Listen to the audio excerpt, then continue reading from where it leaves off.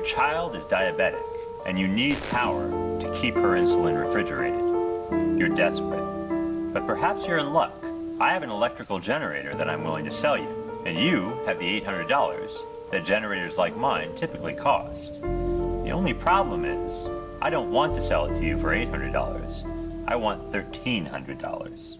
Now, as it turns out, my offer would be illegal in a majority of U.S. states, about 34 of which have statutes that prohibit price gouging, a practice that's usually defined as raising prices on certain kinds of goods to an unfair or excessively high level during an emergency. So there's really no question about what the law would do to me if I made an offer like this to you. But even if the law is clear, the moral status of price gouging is not. Is price gouging always immoral? And whether it is or not, should it be illegal? Let's look at the question of morality first. Is asking $1,300 for the generator morally wrong? Of course, you'd rather buy it from me for $800, but there are 3 reasons why my charging a higher price isn't obviously wrong. First, remember, you don't have to buy it from me for $1,300. If that's more than you think the generator is worth, you're free to walk on by. If you do decide to pay, it's because you believe you're getting more value out of the generator than you do from the $1,300 you gave up for it. In other words, you're coming away from the deal with more than you gave up. Second, ask yourself what would happen if I did charge only $800 for the generator. Remember, you aren't the only person who needs electric power in this situation. If the price was lower, would the generator still have been there when you tried to buy it? Or would someone else have snatched it up before you ever had a chance? This leads directly to the third point, which is that high prices do more than just line sellers' pockets. They also affect how buyers and sellers behave. For buyers, high prices reduce demand and encourage conservation. They lead buyers to ask themselves whether they really need that generator or hotel room, or whether they can do without. And by doing so, they allow at least some of those resources to be conserved for other people who might need them more, and therefore are willing to pay more. And for sellers, high prices encourage people to bring more goods to where they're needed.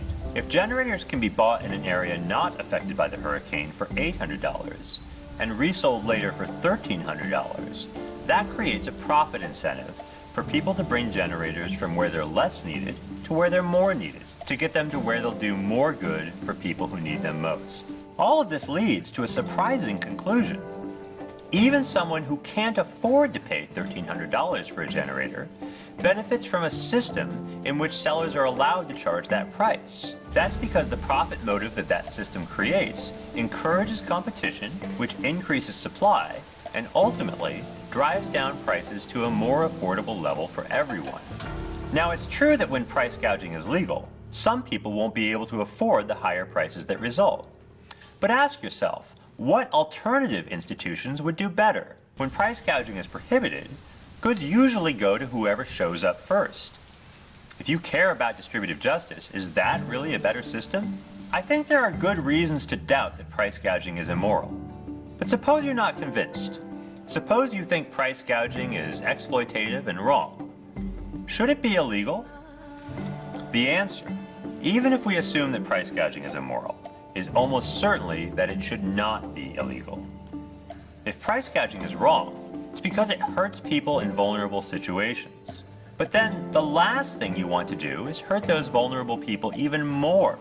Remember, the only reason price gouging occurs is because a disaster causes demand for certain goods to go up or supply to go down, with the result that there isn't enough stuff to go around.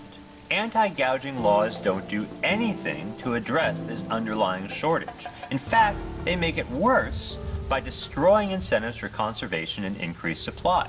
So even if you think that price gouging is morally wrong and that merchants should refuse to engage in it, making it illegal doesn't make sense.